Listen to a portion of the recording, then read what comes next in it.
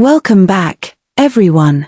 If this is your first time here, please subscribe and drop a comment telling us where you're from. We love hearing from you. Now, let's dive into today's story. The first thing I heard when I woke up was beeping. Steady, rhythmic beeping that seemed to sync with the pounding in my head. My eyes felt glued shut, my mouth like sandpaper. I tried to move my fingers and felt a sharp ache travel up my arm. She's waking up, a voice said. Unfamiliar. Clinical. Ms. Morrison?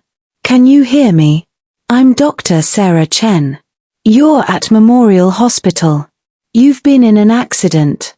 An accident. The word bounced around my foggy brain, trying to find purchase. I forced my eyes open, squinting against fluorescent lights that felt like knives. What? My voice cracked.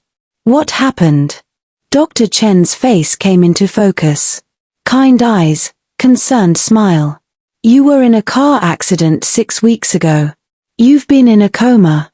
We weren't sure when or if you'd wake up. This is remarkable, Emily.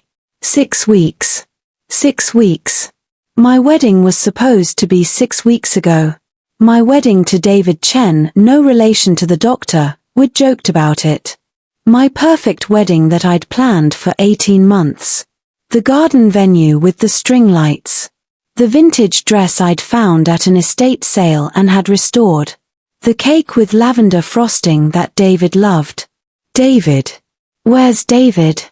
I tried to sit up, but my body wouldn't cooperate.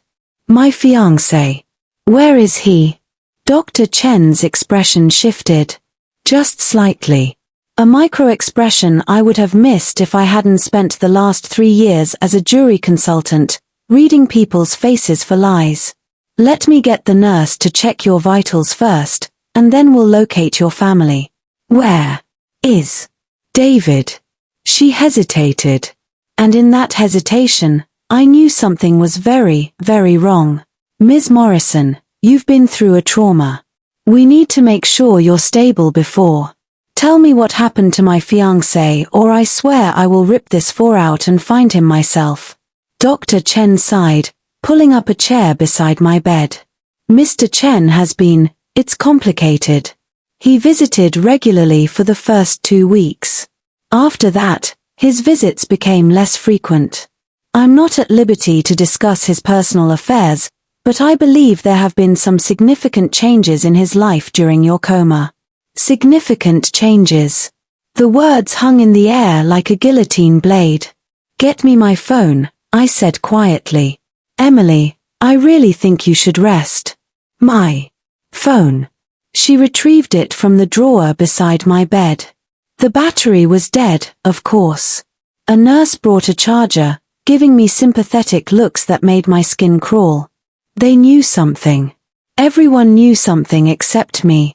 When my phone finally powered on, I had 847 unread messages. I scrolled through them with shaking hands.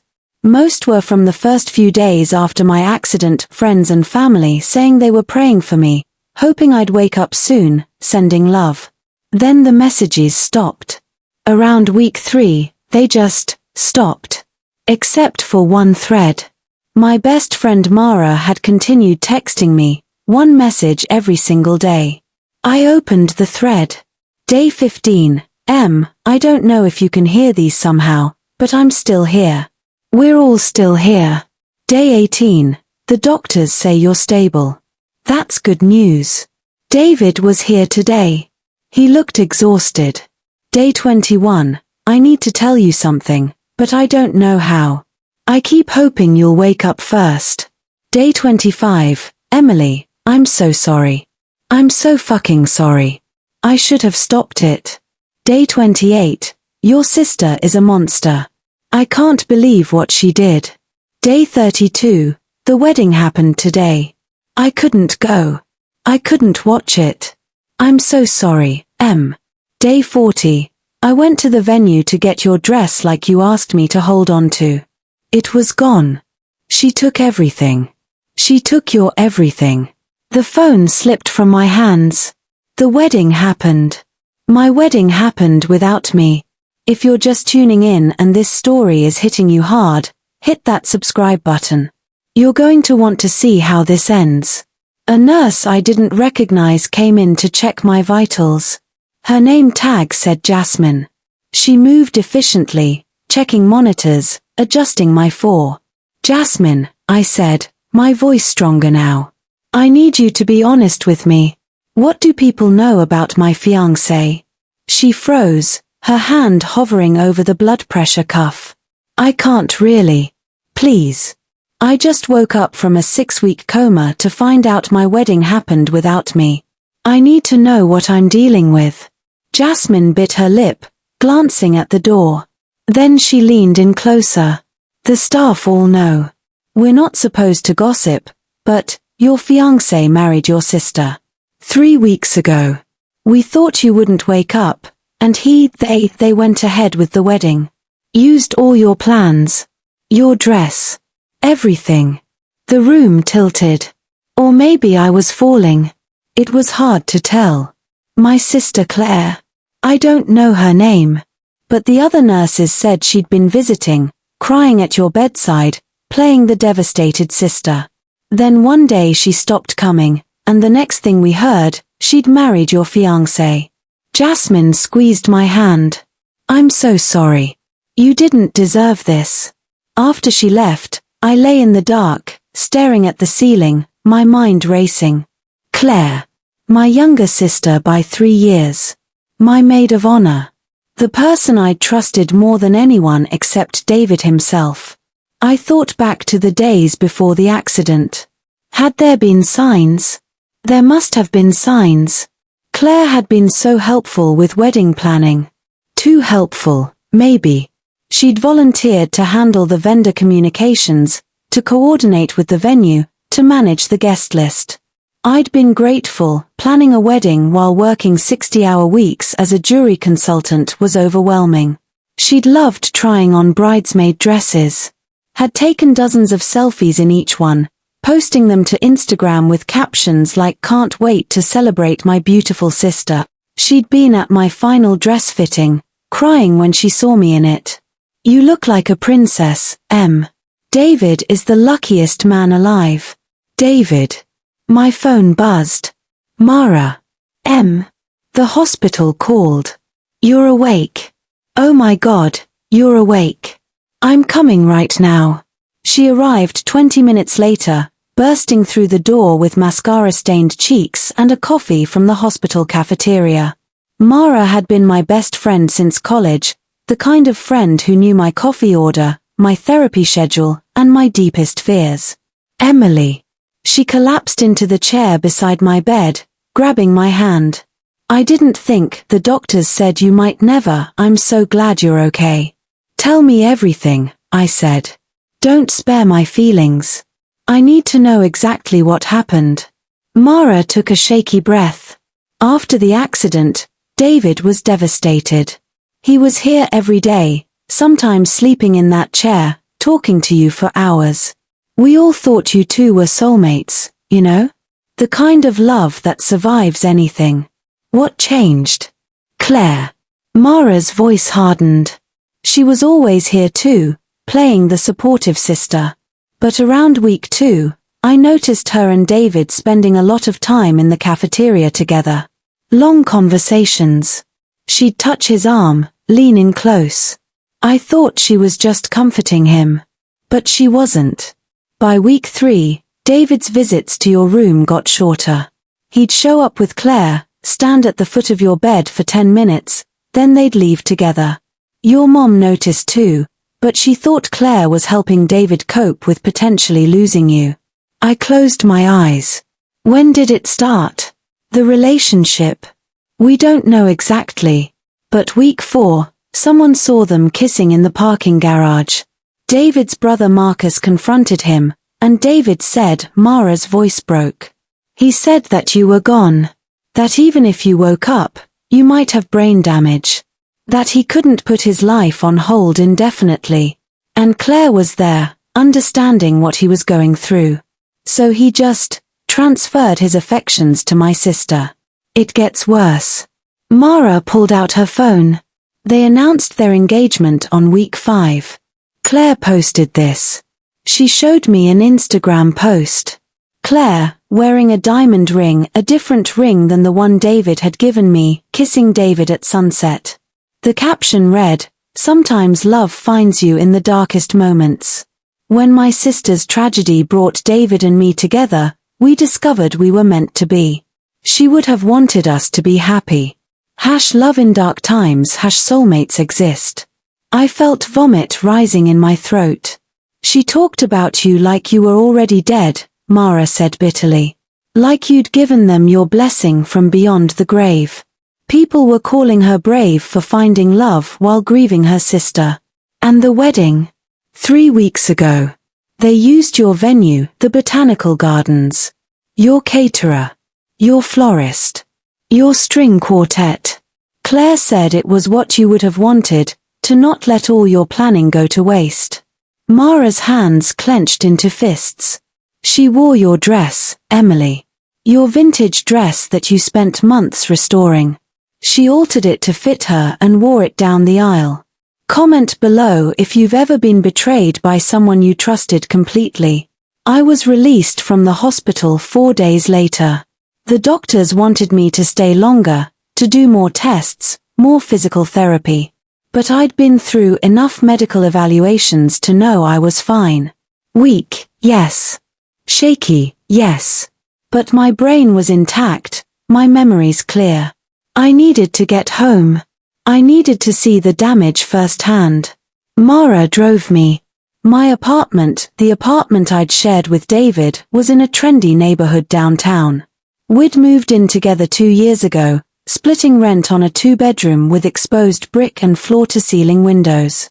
I used my key, but it didn't work. The locks had been changed. Are you kidding me? Mara yanked out her phone. This is still your apartment. Your name is on the lease. I called the landlord, Mrs. Chen, another Chen. The universe was really rubbing it in. She answered on the 3rd ring. Emily. Oh my God, you're awake? David said. David said what? He said you probably wouldn't make it. He needed to remove your things because staying in the apartment was too painful for him. I'm so sorry, dear. I let him out of the lease early. He and his wife moved out 2 weeks ago. His wife. Claire was his wife now. Where did he take my things? He said your mother was storing everything. I'm so glad you're all right, Emily. We were all so worried. My mother. I hadn't even thought about my mother through all of this. I called her next. She answered on the 1st ring, and I heard her gasp. Emily. Baby. Hi, Mom. She sobbed. Actually sobbed. You're awake. My baby girl is awake. I've been praying every single day. The doctors said you might never. Mom, where's my stuff from the apartment? Silence. Mom. It's in storage, honey. Unit 247 at public storage on Maple Street. David paid for 6 months upfront. And where are David and Claire living? Another pause. Longer this time. Mom, where are they? Emily, I know you must be feeling so many things right now, but Claire explained everything. She and David fell in love while they tried to fight it, but where are they? Your father's house. My father had died 3 years ago, leaving his house to me and Claire jointly. It was a beautiful craftsman in the suburbs, fully paid off. We'd agreed to keep it as a rental property, splitting the income. The current tenant's lease didn't end until December. They kicked out the tenants. I asked. The tenants were understanding about the situation. Claire said you would have wanted the house to stay in the family, and since she and David are family now. I hung up. Mara was staring at me. They took your dad's house. They took everything. I felt eerily calm. The shock was wearing off, replaced by something colder. Something sharp. My wedding. My dress. My fiancé. My home. My inheritance. They took everything and wrapped it in a bow. Of this is what Emily would have wanted. What are we going to do? I smiled. It wasn't a nice smile. We're going to get it all back. Every single thing they took from me. How? I'm a jury consultant, Mara. I've spent 3 years studying how people make decisions, how they perceive truth, how to construct narratives that juries believe. I pulled out my phone. And I'm about to construct the most compelling case of fraud and emotional manipulation this city has ever seen. Don't forget to like this video if you want to see her get revenge. The next morning, I went to the storage unit. Everything I owned was packed haphazardly in cardboard boxes. My clothes. My books. My photographs. The jewelry box my grandmother left me. My laptop. My laptop. I powered it on, praying the battery had any juice left. It did, barely.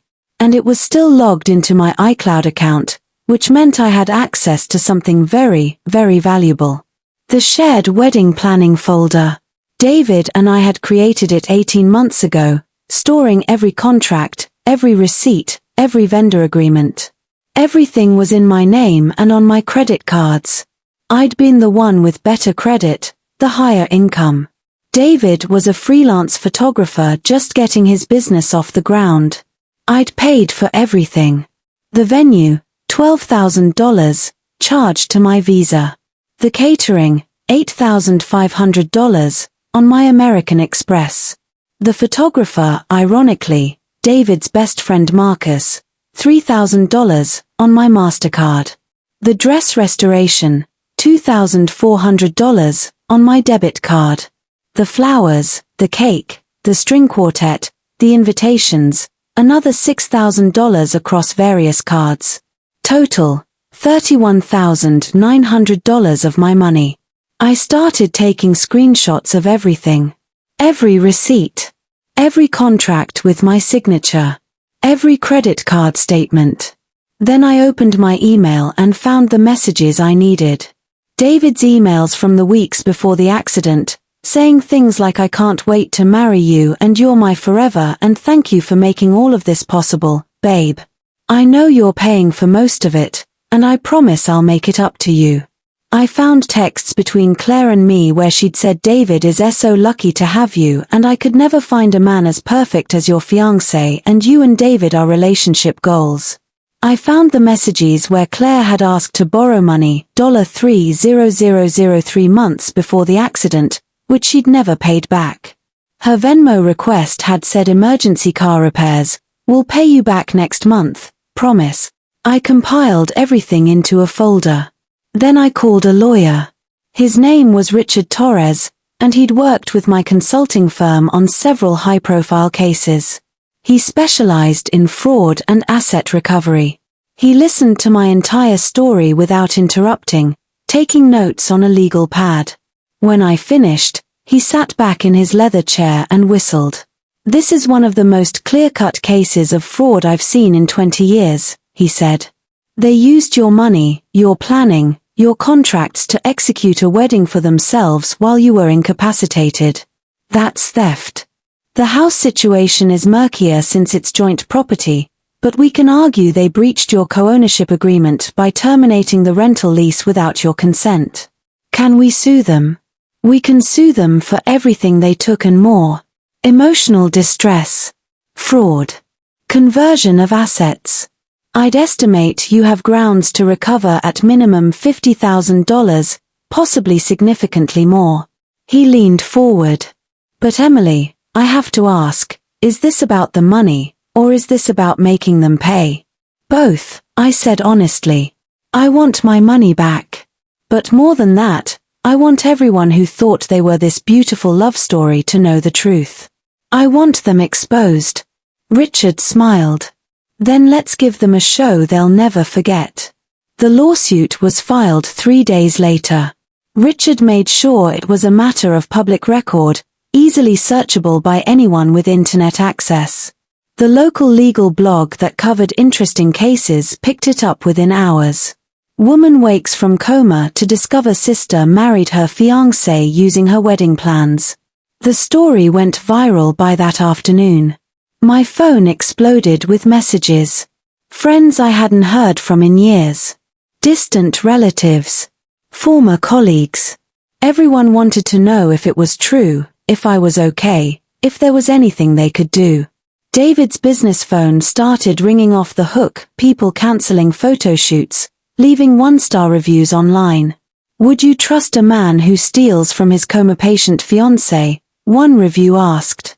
Claire's Instagram, which had been full of wedding photos and honeymoon posts, suddenly filled with comments.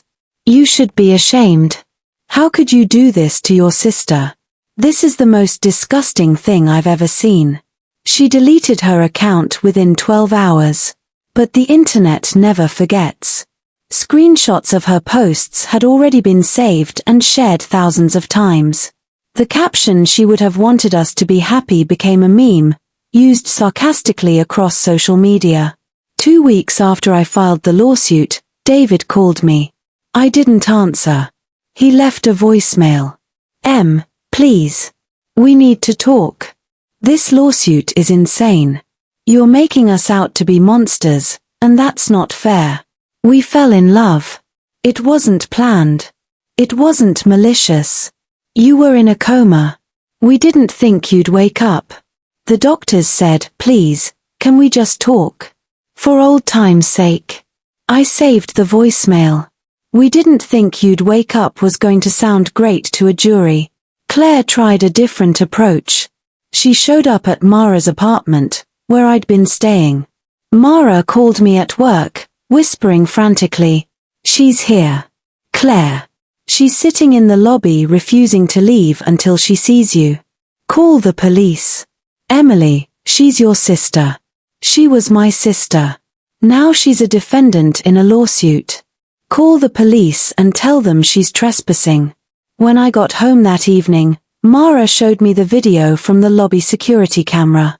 Claire, being escorted out by 2 police officers, screaming at the camera, I'm trying to save our family. Emily is destroying everything because she's jealous. She's always been jealous of me. Jealous. Of the sister who stole my life. The narrative they tried to build, tragic love story, unavoidable circumstances, what Emily would have wanted was crumbling. In its place, the truth was emerging. 2 selfish people who thought they'd get away with theft because their victim was in a coma. My mother called next. I'd been avoiding her since that first conversation. Emily, please. You need to drop this lawsuit. You're tearing our family apart. Claire tore our family apart when she married my fiancé. She thought you were going to die. So did I. So did everyone. You don't understand what those weeks were like, watching you lie there, not knowing if you'd ever wake up. So that gave them permission to steal from me. They didn't steal. They used resources that were going to waste. My money. My plans. My dress. Those were going to waste. Mom was crying now. You're being cruel. Claire made a mistake, yes, but she's your sister. David made a mistake, but he loved you once. Can't you find it in your heart to forgive them? Did they ask for my forgiveness? Or did they just assume I'd never wake up to require it? She didn't have an answer for that. The preliminary hearing was scheduled for 6 weeks after I woke up, 12 weeks after my accident. Richard was confident.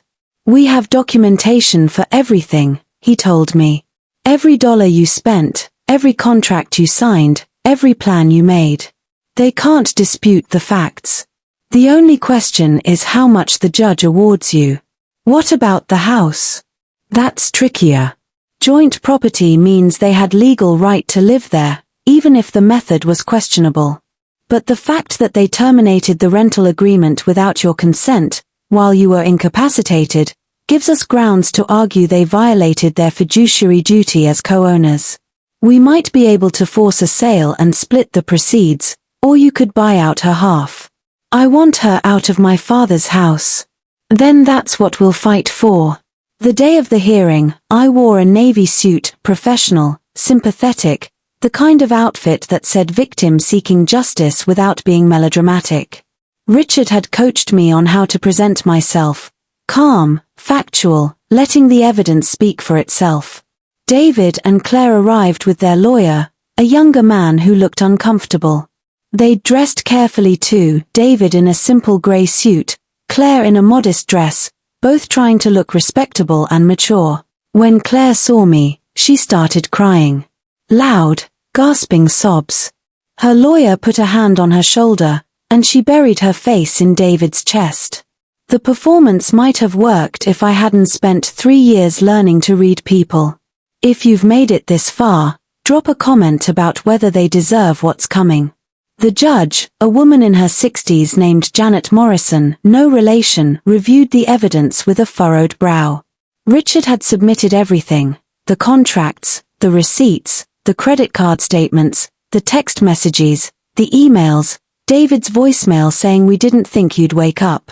Claire's lawyer, whose name was Brandon Mitchell, tried to argue that the wedding would have happened anyway, that Emily and David's relationship had run its course, that my sister and my ex-fiancé had simply fallen in love during a difficult time.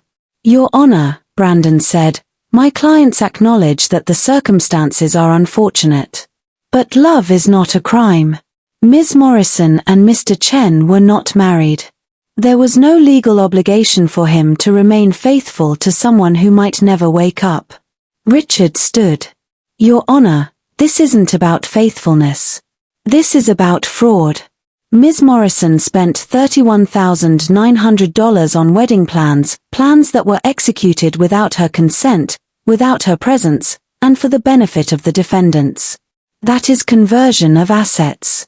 Additionally, the defendants used Ms. Morrison's emotional and physical incapacitation to manipulate shared property, terminating a rental agreement that was generating income for Ms. Morrison without her knowledge or consent. Judge Morrison looked at Claire. Ms. Patterson, or is it Ms. Chen now? Chen, Claire whispered. Ms. Chen, did you use your sister's wedding dress? Yes, but...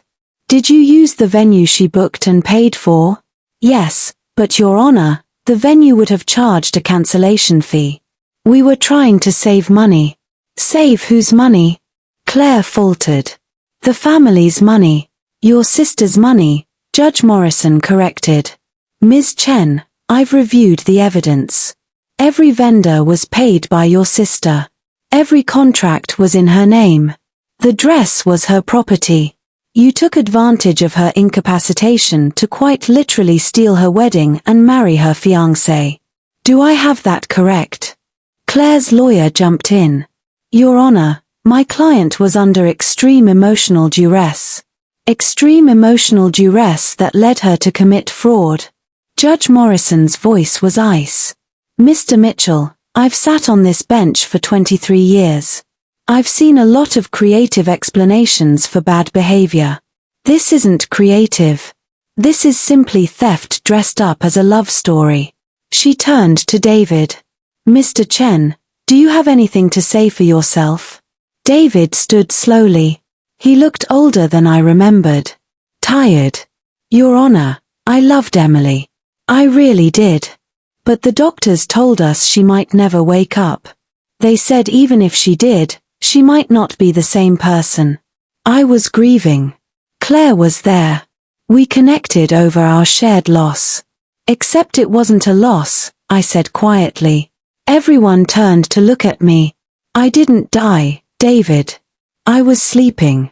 And instead of waiting for me, instead of honoring what we had, you stole from me and married my sister. Please. Don't call me that. My voice was steady. Calm. You lost the right to use my nickname when you used my money to marry someone else. Judge Morrison banged her gavel. I've heard enough. This case is clear-cut. The defendants are ordered to pay Ms. Morrison $31,900 in restitution for the wedding expenses, plus $25,000 in damages for emotional distress and conversion of assets.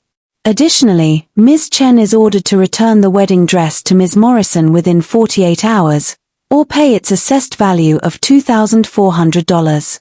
Claire gasped. I can't return it. I altered it. Then you'll pay for it. Furthermore, regarding the property at 847 Oakwood Drive, the defendants are ordered to vacate within 60 days. Ms. Morrison will have the option to buy out Ms. Chen's share of the property at fair market value, or the property will be sold and proceeds split equally. However, Ms. Chen forfeits her right to any rental income generated during the period she was in residence, as she terminated the rental agreement without Ms. Morrison's consent. Judge Morrison looked at both defendants with undisguised disgust. What you did was legal enough to avoid criminal charges, but morally reprehensible. You should both be ashamed. The gavel came down. $59,300 plus my father's house. Outside the courthouse, reporters were waiting. Apparently, the story had gotten enough attention that local news wanted a statement. I stopped on the steps, Mara beside me, Richard behind me. Ms. Morrison, how do you feel about the judge's decision? I feel like justice was served. My sister and my ex-fiancé thought they could take advantage of my tragedy for their own benefit. They were wrong. What do you want people to know about this case? I looked directly into the camera. I want people to know that being in a coma doesn't mean you're dead. It doesn't mean you've given up your rights, your property, or your life. What happened to me was theft, plain and simple. And I want anyone else who's been victimized while vulnerable to know, you can fight back. You can win. Do you have anything to say to your sister? I paused. Thought about Claire as she was when we were kids, sharing a room, braiding each other's hair, promising to be best friends forever. Thought about Claire helping me pick out my wedding dress, crying because she was so happy for me. Thought about Claire wearing that same dress to marry my fiancé while I lay unconscious in a hospital bed. No, I said finally. I have nothing to say to her. 3 months later, I moved back into my father's house. Claire and David had vacated it 2 weeks after the court order, leaving it in decent condition. I'd had it professionally cleaned anyway, erasing every trace of them. The $59,300 settlement came through. David and Claire had to take out a loan to pay it, apparently. Their marriage was already reportedly rocky. Turns out relationships built on betrayal don't have strong foundations. My mother tried to reconcile us several times. I declined. Some betrayals can't be forgiven, and I wasn't interested in playing happy family with someone who'd robbed me blind. I sold the wedding dress. Not because I needed the money, but because I didn't want it anymore. A vintage clothing collector paid $3,800 for it, more than I'd originally spent. She was getting married next spring and promised to treasure it. I hoped she had better luck with it than I did. Mara helped me turn one of the bedrooms in my father's house into an office. I'd been promoted at work. My boss said my resilience in the face of adversity made me even better at reading people. Turns out surviving your sister stealing your wedding makes you pretty good at spotting liars. 6 months after I woke up, I got a message on LinkedIn from David. Emily, I know you don't want to hear from me, but I need to say this, I'm sorry. What we did was wrong. I was scared and selfish, and I let myself believe that taking your plans was somehow honoring your memory instead of betraying you. I'm sorry for all of it. I don't expect forgiveness. I just needed you to know that I know what I did was unforgivable. I read it 3 times, then deleted it without responding. Some apologies come too late. If this story resonated with you, if you've survived betrayal or fought back against people who underestimated you, share this video. Drop a comment with your story or just to say you made it through. Remember, waking up from a coma doesn't mean you've lost your right to justice. Document everything.